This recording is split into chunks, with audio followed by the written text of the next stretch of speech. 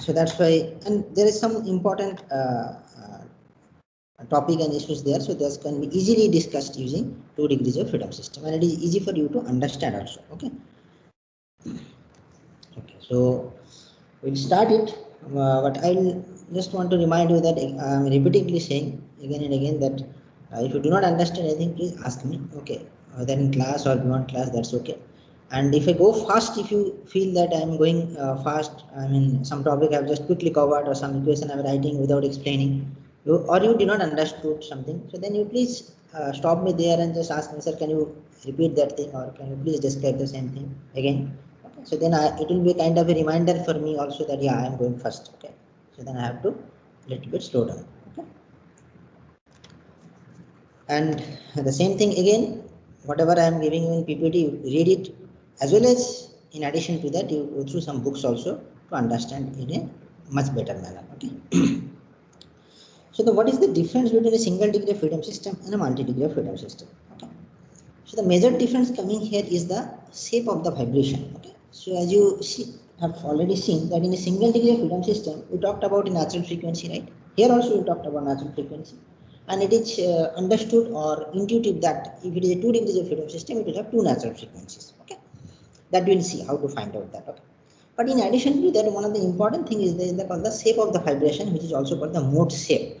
Okay, I mean which mode or basically the configuration, system configuration, it is going to vibrate. Okay, right.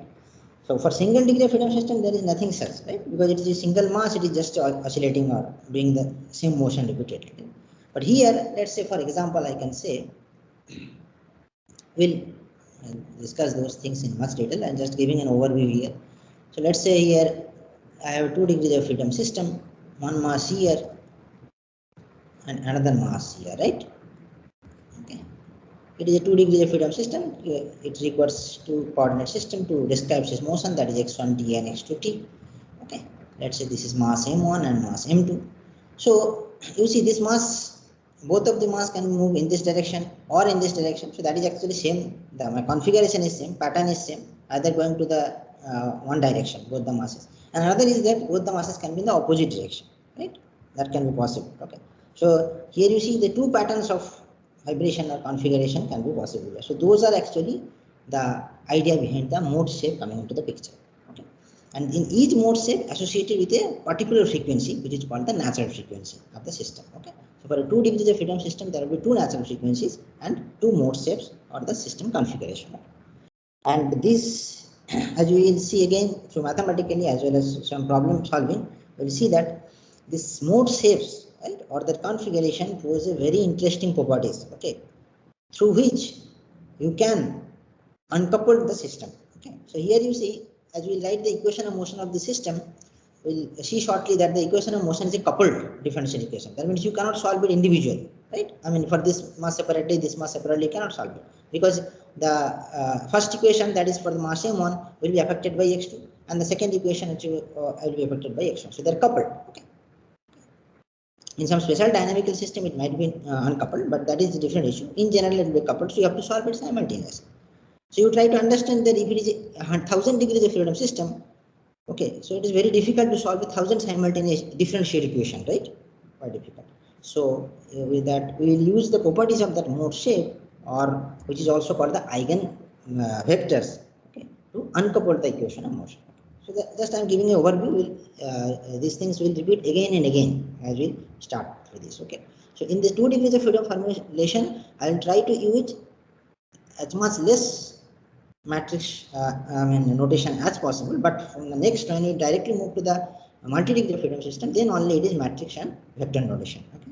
And I am expecting that you have some basic knowledge about the linear algebra or matrix vector notation, like how to take the transpose, what is determinant, what is how to matrix multiplication, addition, all those things. You have some basic knowledge. Okay. Let us go through this some overview, 3 or 4 slides, what is written there. Okay, you may not understood whole things, but try to understand whatever it is.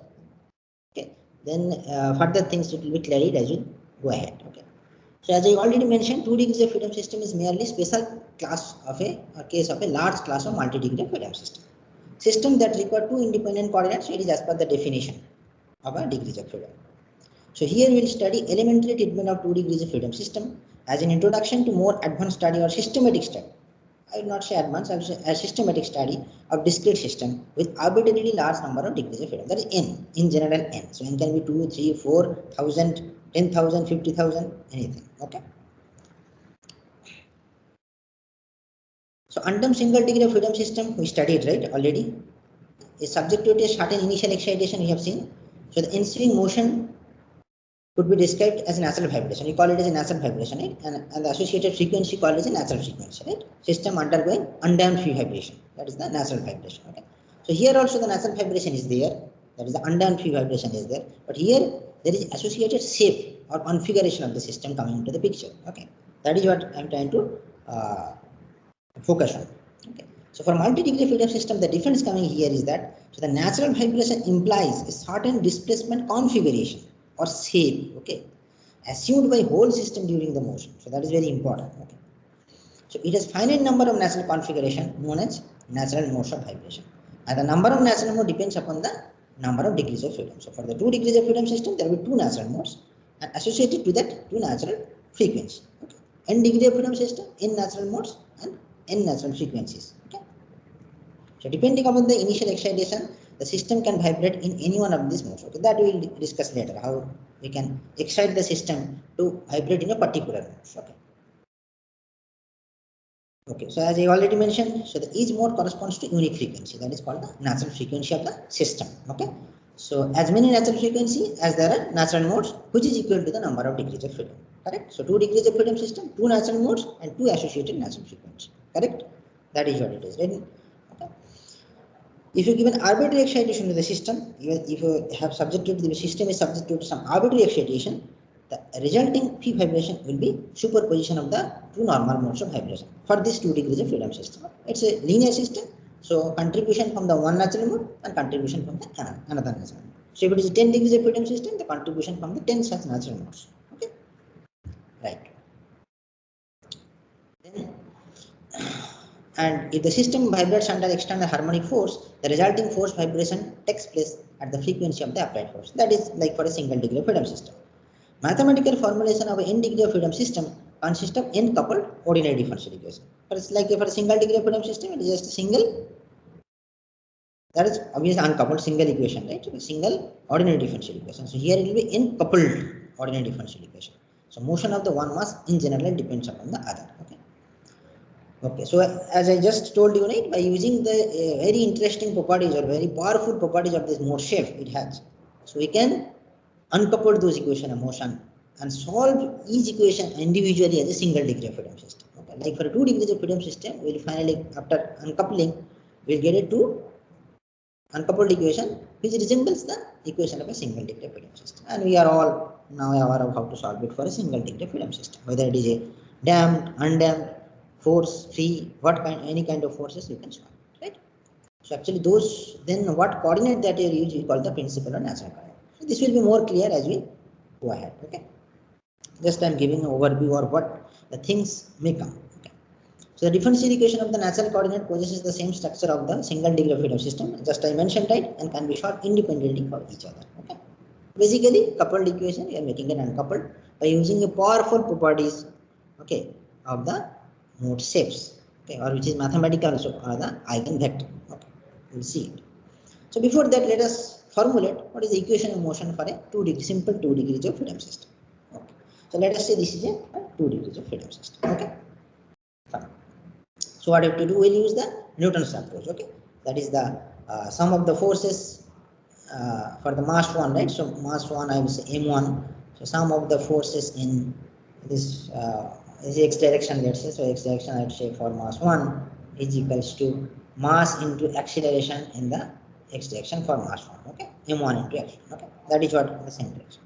And for the similarly for mass m2, I write summation of forces for mass x2 is equals to m2 into acceleration in the same direction. Okay. So for that I have to draw the free body diagram, right? So let us draw the free body diagram. M1, this is M2, free body diagram. So here you can understand there will be one spring force will be there, damping force will be similar type, only it will be dependent on the damping force will be velocity, right? So what are the forces acting here? This is the external force F1T, external force F2T. Okay.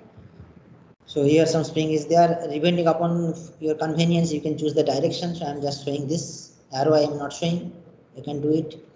If but this is very simple. So I will write the simplest thing: K1 x1, and this will be obviously C1 x1 dot, because x1 minus 0, because this end is fixed, right? Similarly, this end, if the block is moving this direction, so the reactive force from the springs or the dampers in this direction. So K3 into how much? K3 into x2, K3 into minus x2. K3 into, come on, x2, sir, x2. K3 into x2 dot. Now you fill this blank. This one, this one, this one, this one.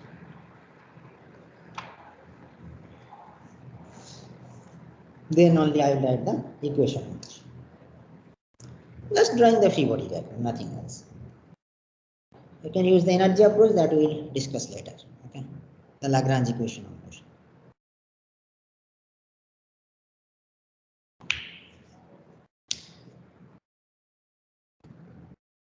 So what we are trying to do? We are trying to draw the free body diagram. What are the basically forces acting on that mass m1 and mass m2? Then we will use the Newton law, that is sum of the forces in one direction equal to mass into acceleration in that direction. Okay, and this we will apply for both the masses and write the two differential equations. That's all. Now tell me, what is this force? This one. So K2 into x2 minus x1. Which direction? Along Right. positive x, sir. Huh? Along positive x1. Along positive x1. This one? Yes, sir. What is K2? Into x2 minus x1. X2 minus x1. So obviously Newton's third law, this will be also same, right? Because I have shown in the opposite direction. Okay. So this will be just C2 x2 dot minus x1 dot. This will be same. This will be same as this, right? Clear? Very simple, right? We are quite good in writing the free body diagram. Okay. So now just to write it here. So, so just please let me help into repeating this figure so that I can write in the M1, M2, one force is in this direction. This is what is K1 x1, C1 x1 dot, K2 x2 minus x1, C2 x2 dot minus x1 dot, and these things are same actually, and this is K3 x2, C3 x2. Yeah, very simple. Just free body diagram of the two masses. Now you apply your Newton's law and write the equation of motion. Okay, so now I am applying to mass 1. So what are the forces acting on the mass 1? So if I take the, this direction is positive, so it will be F1 minus K1 x1, right? Let me write for the C1. Anyway, it doesn't matter. Okay, K2 x2 minus x1. Am I right or wrong? Wrong, right? Plus. So Right? plus K2. Yeah. Minus C1 x1 dot plus C2 x2 dot minus x1 dot is equals to mass into acceleration. Correct? Very good. Sorry, M1. Now I'll try to write x1, x2 separate it out. Okay. So first I'll write damping. This damping, you see, this will go to the right hand side, C1 plus C2. You see, this is very easy for me because I know it, right? What will be the format will come? C1 plus C2. Okay, minus C2 x2 dot. Correct?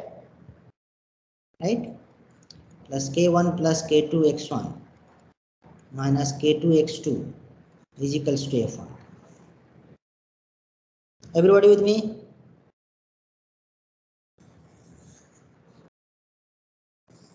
This is the equation of motion of the fast system. Similarly, now you write please the equation of motion for the second system and tell me what it is. So obviously it will be m2x2 double dot something. Tell me what is that something equal to f2. Please do it in a similar manner that I have done. Anybody has doubt in writing this equation of motion, first equation or second equation?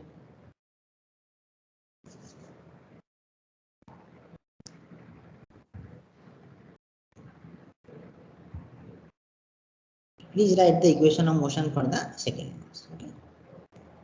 So first mass I have written, just I have one side I have kept it, okay, so that it comes in the form of m into x dot plus cx dot plus kx equals to f in that format. So I just arrange it properly, that's all. And this is the Newton's law I have applied here. So this is for the first mass m1, and this is for the second mass. Please tell me what you are getting.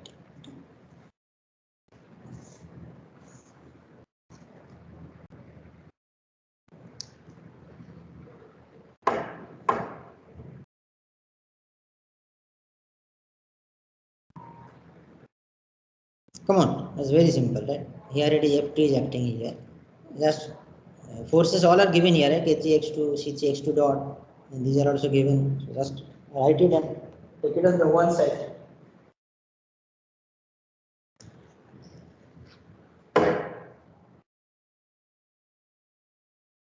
Yeah, tell me. Or tell me what difficulty you are facing. Then I'll try to understand it. m2x2 dot. Tell me. m2x2 dot minus k2x1 Minus k2x1, okay. Plus k2 plus k3 into x2. Plus k2 plus k3 into x2. Minus c2 x1 dot. Minus c2 x1 dot. Then plus c2 plus c3 into x2 dot. C2 plus C3 into x2. So everybody okay with this? Everybody getting the same result? Any different result or any difficulty in how he has got this expression? So same, sir. Same. You all have understood. This is very simple, right? Just drawing the free body diagram and writing the equation of motion. Okay. Okay. So now look at this equation carefully. You see first equation, which is for the mass m1, and its degrees of freedom is x1, right? And its degrees of freedom are x2, right? But you see in the first equation x2 involved, right? x2 dot here, x2 involved here, okay? And the second equation, x1 dot and x1 is involved here. So this is a coupled ordinary differential equation, but it's a coupled ordinary differential equation. So you need to solve simultaneously to get the responses x1 and x2, subject to any arbitrary forces f1, f2, or if it is a free vibration problem also, okay? So what are the coupling term for the first equation? This is the here, right? And for the second, this and this. So that is basically C2, K2, right? These are the terms. And obviously from the figure you can see if C2, K2 is not there, these are totally different, right? I mean they are just two single degree of freedom system. Clear? That is obvious, right? If C2, K2 is not there, then they are just two separate single degree of freedom system. Okay. So these terms are called the coupling terms. Okay. So these are responsible for coupling of the equations. Okay. Right. So now I am going to write this equation of motion in a matrix form. So please note down these two equations because I will just directly write down in the next page. Okay.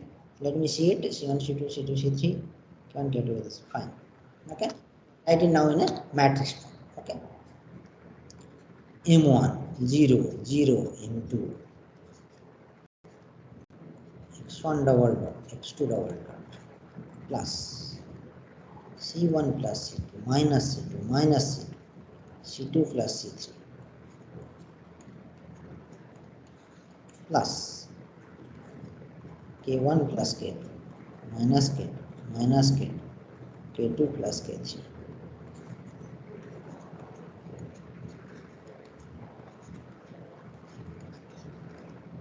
Right? Everybody agree with me?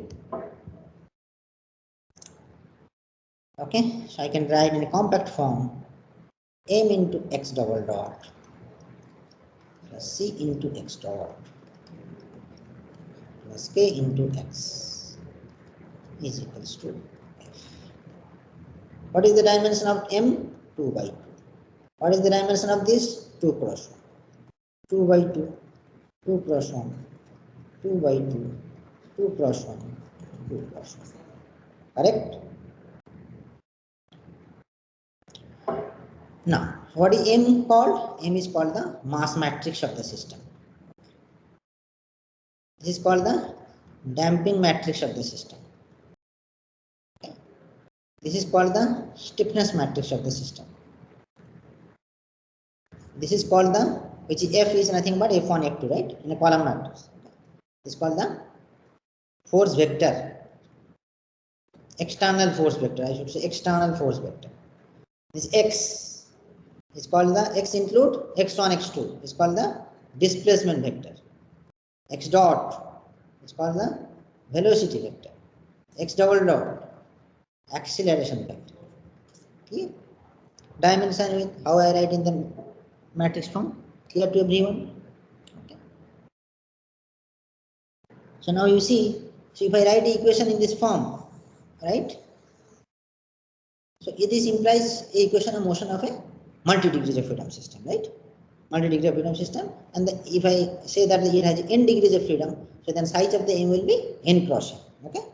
And this will be n cross 1, okay? This force will be n cross 1, right? So the n can be 1000, 2000, 50,000, 1 lakh, right? Depending upon the number of degrees of freedom that coming from the your structural analysis or finite element method, basically, right? So you are again understanding, right, as the number of degrees of freedom is getting increased, how difficult it is for solving, even using the computer, the simultaneous equation, okay, I mean as a coupled equation. So it is better to uncouple it and not solve for all the degrees of freedom or something like that. So you can feel like, okay. So let's say my degrees of freedom is 50,000.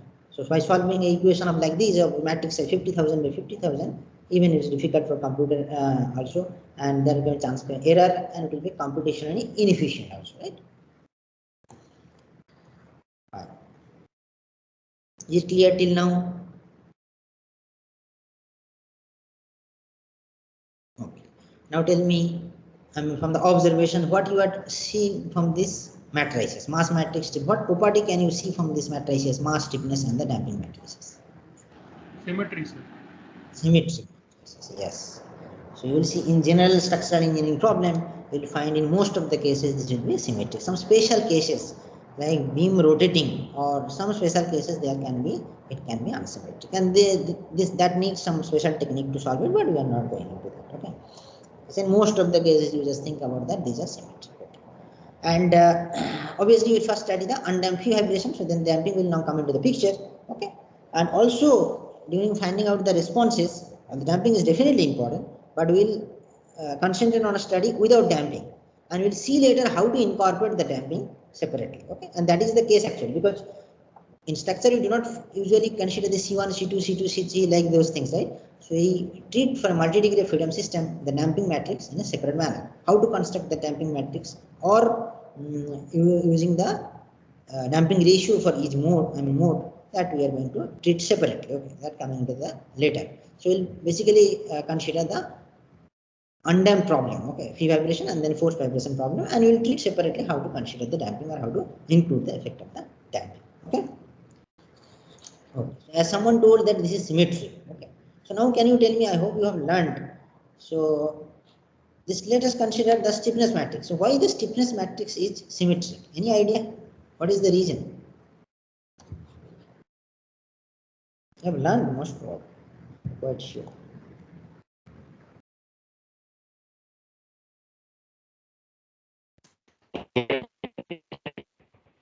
You are not audible, please. Can you speak clearly? No, I cannot hear you. What is the law due to which the stiffness is symmetric?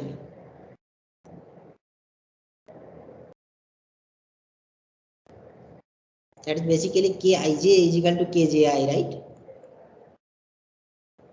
Yes, sir. The element at index ij should be equals to at ji. Why it is? By virtue of which law? Just I am giving a hint.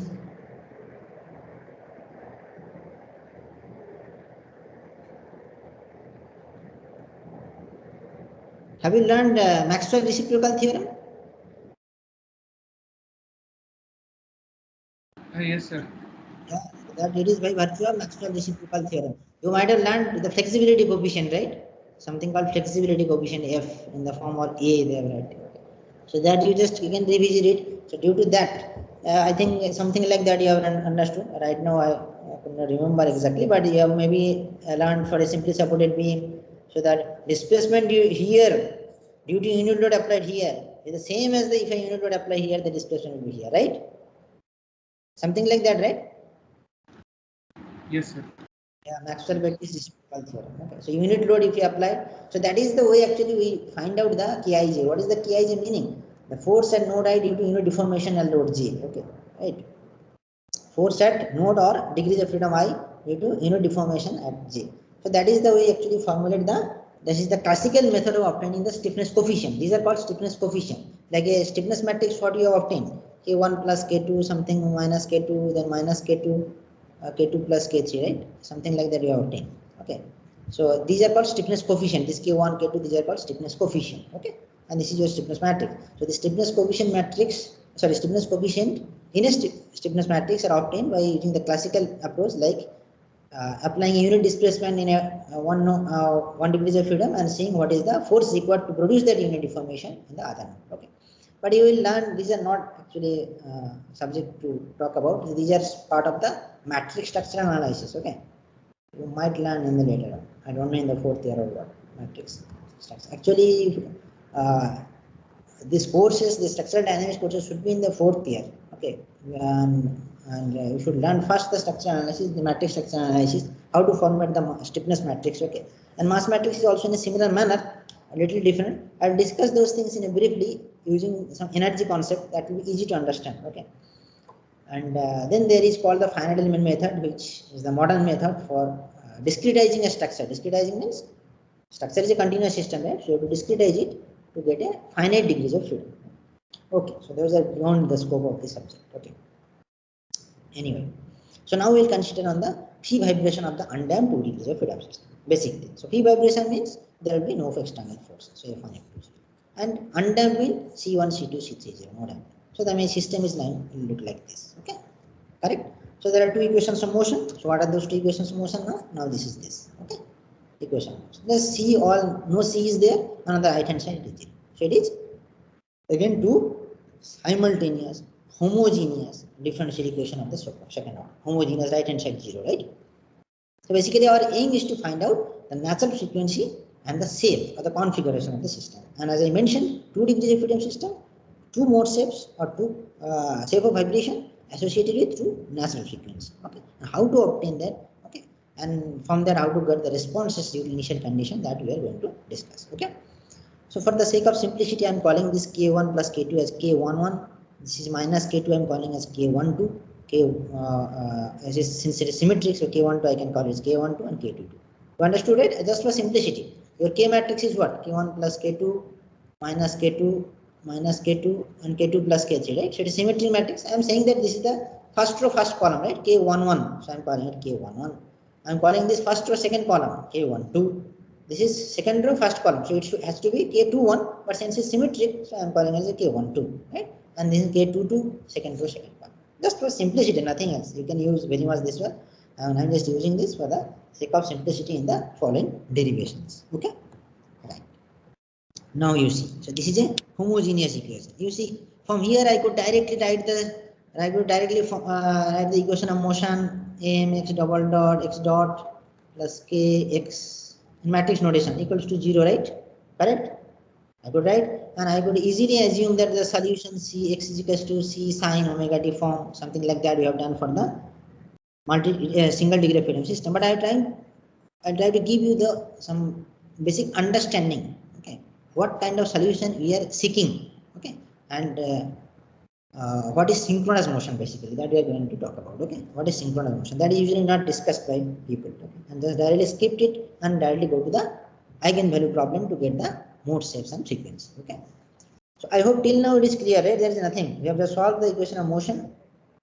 Before that, we have discussed some overview of the system, multi-degree freedom system. Okay, that we are going to again discuss in greater detail as we move ahead. Okay, now we are talking about the phi vibration of the undamped 2 degrees of freedom system, right? That is the equation of motion that we are going to deal with. Okay. So you see, as the system is homogeneous. So if x1 and x2 is solution, I can say alpha x1 and alpha x2 also a solution, right? If you substitute here, then not affecting the equation of motion. But so here alpha is an arbitrary constant. But we are not interested in that type of solution. We are seeking a particular type of solution which was represented by a vibratory system. Okay, that's called actually synchronous motion. Okay. Now see, listen carefully. Okay. You may not understood from the slides directly, but I will explain it. Okay, no problem. So solution of equation 4 can only be obtained within a scalar, constant scalar multiplier. Okay. We want a special case of solution of equation 4, right? Okay. Try to read it by yourself 3 to 4 times this para. Okay. Whatever you understood, that is okay. Whatever you did not understood, that is also okay. So I'll discuss it. So it is time to say that x1 and x2, that is the response of the two masses, basically, that is displacement of the two masses, increase or decrease in the same proportion as the time unfolds. That is with time. Okay. That is called synchronous motion. What does that mean? The time dependence of x1t and x2t is same. Okay. Now for single degree of freedom system, you remember, right? Xt is equals to some a cos omega t minus p, something like that. Okay. So here 2 degrees of freedom system. So here it is saying that so you see in the response there is one is the amplitude plot, amplitude. Yes. Yes, someone trying to say something. Okay. So there is an amplitude and there is a time dependent part, right? So it is saying that the time dependence of x1 and x2 is same, okay, right? In such a manner that x2 by x1 ratio, the ratio, okay, must be independent of time, okay? There is a ratio between two displacement remain constant throughout the motion. Okay, I know you are not understanding fully, but I will explain it. Okay, so now you read also the first line also. Okay, and this thing, that the shape of the system configuration, that is the displacement pattern, right, does not change during motion, but the amplitude of the displacement pattern does. The amplitude can change, but the shape or the displacement pattern is not going to change during the motion for the free vibration case. Okay, so that's called the synchronous motion. That is the idea or crux behind the synchronous motion. Okay. Okay, so I'll explain what it is through figure. That will be more clear. Okay. So okay, if assume that and consider that, so this is a synchronous motion. So if synchronous motion is there, so x1t and x2t has a same time dependency, right? So that is, let's say, ft. Okay. So I can write x1t as u1 ft and x2t also u2 ft. The ft should be same, right? So that if I take the ratio, that x1t by x2t, that is u1 by u2, the amplitude ratio. So it is not time dependent, right? These are amplitude, the constant amplitude. Okay, u1 and u2 are constant amplitude for the motion. Okay, so that the x1 by x2 ratio, x1t by x2t ratio, so that remains the constant. Okay, this is time independent. It's not a function of time. Correct? Some function g of t or whatever, not a function of t. Okay, so the shape remain the same, not changing, configuration not changing, but the amplitude of the displacement pattern does. Okay, so that this ratio is independent of the time. Correct? Now, what is that actually means? Okay, so if you see in the figure, it will be much clearer. Okay, let's say the two masses is there. Let's say this is mass m1, this is mass m2. Okay. So let's say, so as you intuitively understood, right, there can be one mode of vibration can be both going one direction, either left or right, doesn't matter, right? It is, so either in one direction or one mass in one direction, another mass in another direction, right? The opposite direction. So that can be. So let us see, the one motion is that. So at a certain time t1 here, right? And I'm calling this as let's say u1 at time t1. So this, let's say this shape is at time t equal to t1. This is u2 at time t1. Correct? Okay. And another time, let's say some other time it comes here. Let's say this is at time t equal to t2. And this whole displacement, this much is, so u1 at time t2. And this whole displacement, that is at u2 at time t2. Clear? So the synchronous motion saying that if it is a synchronous motion, then u1 t1 divided by u2 t1. So at time t1, their ratio equals to u1 at time t2 u2 at time t2 is equal to any other time, that is u1 at any time t, u2 at any time t. Okay, that is not a function of t. Correct? The ratio remains the constant. So this actually for one of the mode or one of the displacement configuration I have shown. So it can be easily shown for the other also. I mean, can be if I consider one must here, another must come here. So this is one configuration, and another config at time t1, and another time it might have come here. Okay, its original position. It is time for t2. So then you can similarly write this thing also. So this is actually the one mode. Actually, this is the first mode for this 2 degrees of freedom system, and this is actually the second mode. Okay, we'll see it. Okay. Okay. Now, if this is true, so I can substitute, right, this two solution x1 equal to u1 ft. So basically trying to say that the time dependency is the same. Okay, time dependency for x1 and x2 is ft. Okay, and now we will show that if synchronous motion, just listen to me, if synchronous motion is possible, then time dependency is harmonic. We'll show it. Okay, you see, I can very much easily assume, as I told, I can write this in matrix equation. I can say that in analogous to single degree freedom system, x equals to, let's see, some sine omega. That is what I'm not doing. I'm trying to say from the synchronous motion point of view, and the time dependency is ft. It is same for both the masses here. Okay, and we'll show that this synchronous motion is possible. Then the time dependence is harmonic. Okay. So now just substitute this x1t in the x1t and x2t in the first and the second equation. I'll get this. Okay, you can check it. Substitute it and tell me whether you are getting it or not. Okay.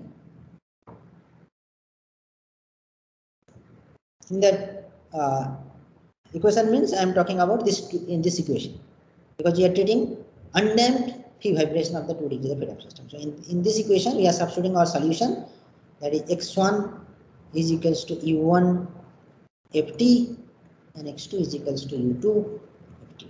Substitute here, you will get this equation. Clear?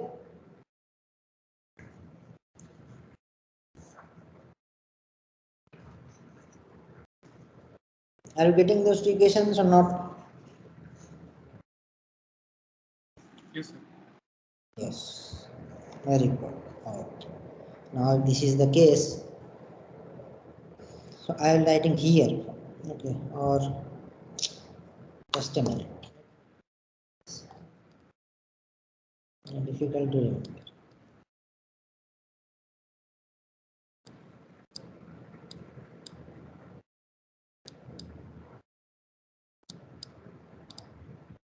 Okay. Now see carefully. So I can write from the first equation and the second equation very well. So minus, I want to see this ratio f double dot t ft is equal to, tell me from first equation what you are getting, this ratio, and from second equation what you are getting, and that has to be same, and let's say that is lambda. Okay. So from first equation what you are getting, f double dot t by ft minus with, okay, second equation.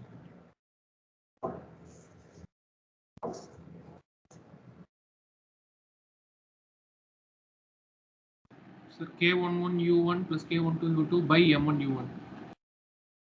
1 to U2 by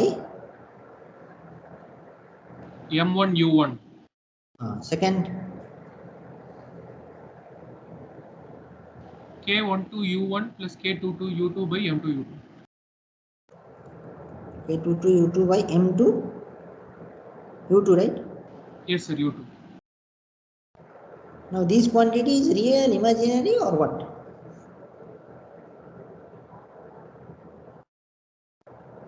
So it's real, sir.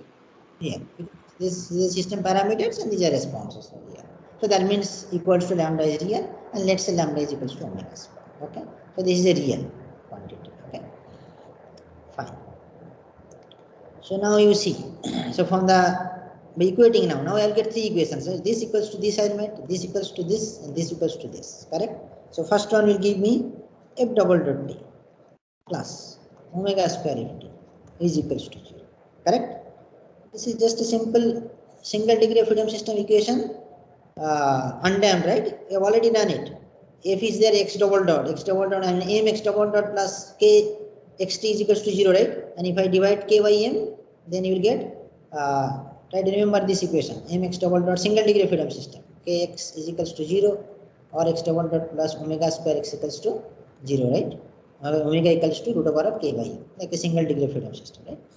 What is the solution there? What is the solution there? So ft is equals to some c or some constant, right? Whatever, into cosine omega t minus phi, right? Correct? Yes, sir. Omega t minus phi. I think we have used omega n or something like that. But anyway, it doesn't matter. Here we will use omega because omega will come as omega 1, omega 2 if we solve it. Okay, that will see shortly. Okay, right. So c cos omega t minus c.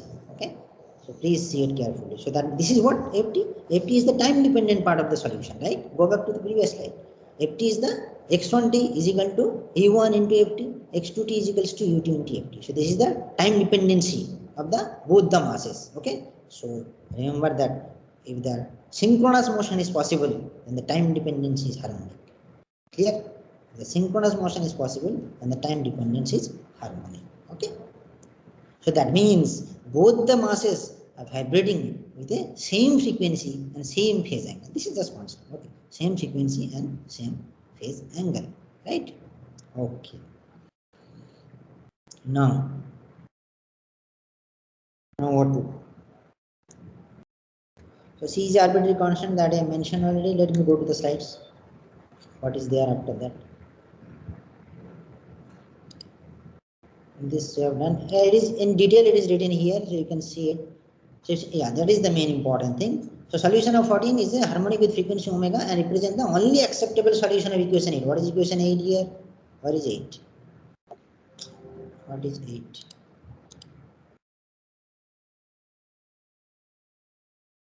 That is this equation. It is the only acceptable solution in our possible cases. So you see, so this is the we obtained, and I am saying that the hence synchronous motion is possible provided the equation this and this two. Right? That is this is coming from this equation and this equation. Equating this equals to lambda, that is omega square, and this equals to lambda omega square together. That is valid and it possesses a solution. So that in that case it is a synchronous motion is possible. So by solving the first one, we obtain that you already know. So that ft is this. So that means if synchronous motion is possible, then the time dependence is harmonic. Okay.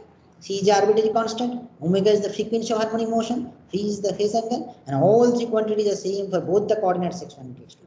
Because ft is same for x1t and x2t. Okay. And now the remaining thing is that still two things is remaining because you need to solve this thing, right? Still you have to solve this. You have not solved this, you have done only this. So once you solve this, we'll get lambda, that is omega square we are calling it, right? So omega square, we'll get lambda as well as u1 and u2. So this lambda or omega square, okay, as you understood that from T equation, we'll get two values of omega. So one will get omega 1 square and another will get omega 2 square or lambda 1, lambda 2, and two sets of u1 and u2, values of u1 and u2. Okay. So those are called the mode shapes, okay, or mathematically eigenvector, eigenvalue. So this is a set, another is a set.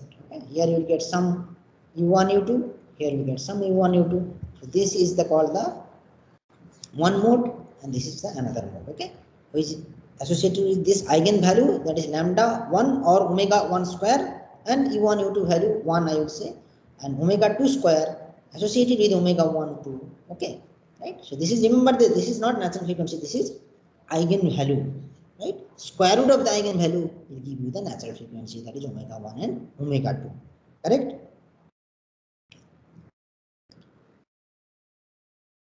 So now, yeah, the next question is whether lambda equal to omega square is arbitrary or can take only certain value. So now the rest of the two equations, right? Please go back again and see what we have written. This one, right? So first is done. So this equals to equated to lambda or omega square. I got this, right? Okay. So then I am equating this with omega square and equating this with omega square. Correct? So I get two expression. Correct? So there is two. So what will you get? Two algebraic equation or two differential equation, or what equation you get? Yes. Sir, if we substitute that f double dot of t plus omega square f of t equal to 0 in the equation, we'll get something like a is equal to b. No. You didn't understand my question. I have equated this equals to omega square, so I got this equation, right? Correct?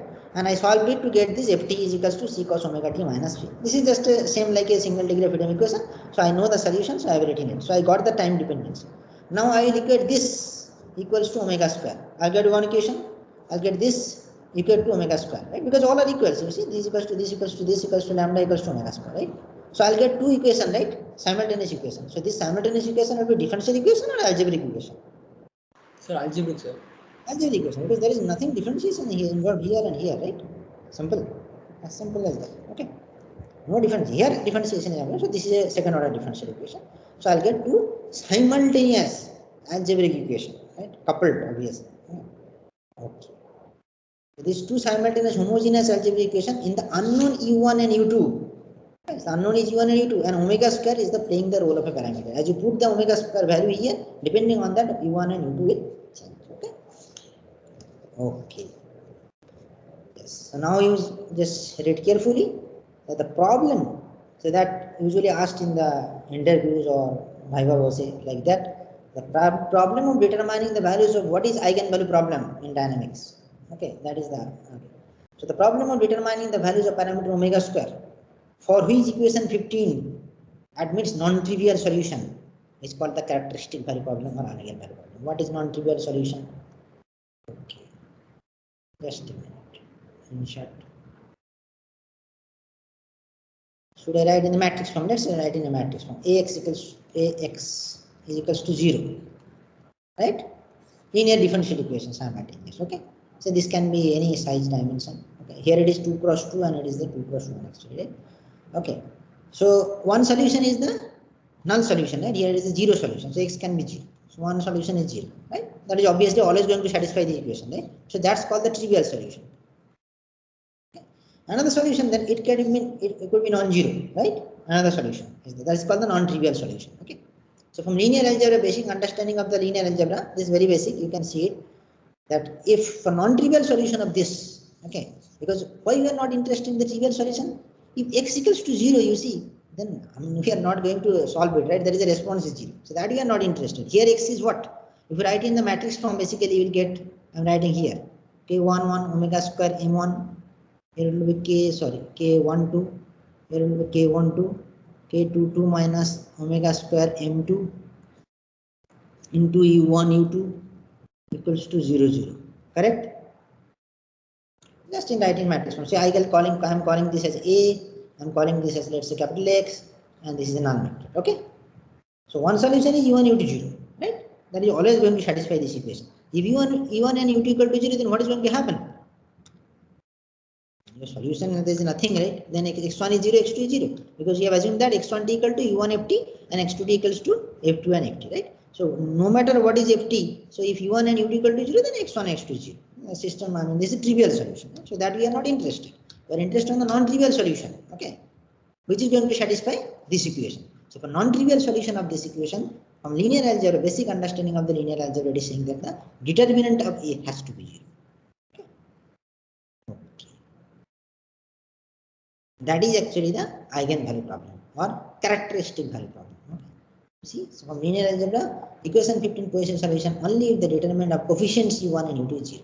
That coefficient is nothing but this. That means the A matrix, right? The determinant of A has to be 0. Okay. Now if I set it to 0, so I'll get a basically polynomial, right? Like this. Okay. You can just take the determinant of this, right? So take determinant of this and expand it, you'll get a polynomial. Okay. And that is a second degree in omega square. Okay. Second degree omega. So if it's omega power 4, that means second degree in omega square. So if I solve this, I'll get two root, right? Omega 1 square and omega 2 square. Correct? Okay. So it's like this is quadratic in omega square, right? So you can easily find it, right? Minus b plus minus beta b square minus 4ac by 2a. Got it? Okay. So that you can write down. Okay. So equation 17 is quadratic in omega square. So that is called the characteristic equation. Okay. So this problem is called the eigenvalue problem. Okay. That I have definition I have shown. What is that? The problem of determining the value of parameter omega square for each equation 15 admit non-trivial solution of u1 and u2. That's called the characteristic value problem or eigenvalue problem. Okay. So that means for non-trivial solution of U1 and U2 here, this coefficient matrix, determinant of the coefficient matrix has to be 0. Okay. So if I express this in A, so determinant of A has to be 0. Okay. The determinant of this, has to be 0. So that is called the characteristic determinant. And if I expand, I'll get a polynomial in second degree omega square. Okay. Second degree omega square. Okay. That is a quadratic, okay, equation. Quadratic in omega square, that's called characteristic equation, and which is also called the frequency equation, because that is finally giving you, because once you know that omega 1 square and omega 2 square, which are called the eigenvalues. Okay. So, and I can find out omega 1, omega 2. These are nothing but system natural frequency. So that's why they are called the frequency equation. Okay. So omega 1 square, omega 2 square, I can find out it. Quadratic equation, I can solve it. Okay. It looks like a very long expression, but if you know the numerical value, you can substitute it and do it quickly. Okay. So omega 1 square, omega 2 square are called the eigenvalues, not the frequency. Remember, these are called eigenvalues. Then omega 1 and omega 2 are called the frequency of the system, natural frequency of the system. So the system have non-trivial harmonic solution, right? Non-trivial harmonic solution, because x1t equals to u1t into ft. This is harmonic, and x2t is equal to u2t ft. This is harmonic, and this is non-zero. So non-trivial harmonic solution where omega is equal to omega 1 and omega 2. Okay, natural frequency of the system given by equation 18. Okay. So omega can take the value of omega 1 and omega 2 depending upon the initial condition you are provided. Okay. So you understood, right? The overall solution or the general solution will be a combination of these two. Right? Contribution from this omega 1 and omega 2. Okay, so we'll come to that later. Okay, so I hope you understood this. What is eigenvalue problem? Okay, correct. So by solving the eigenvalue problem, we are getting the system natural frequencies.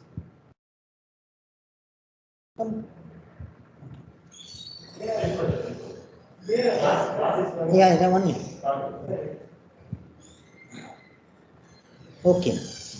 Okay, so I'll stop it here, and then we'll continue from here on next class. So you read this thing, and this is there in the book of Myrovich. This part, this synchronous motion. If you want to learn more about the synchronous motion, so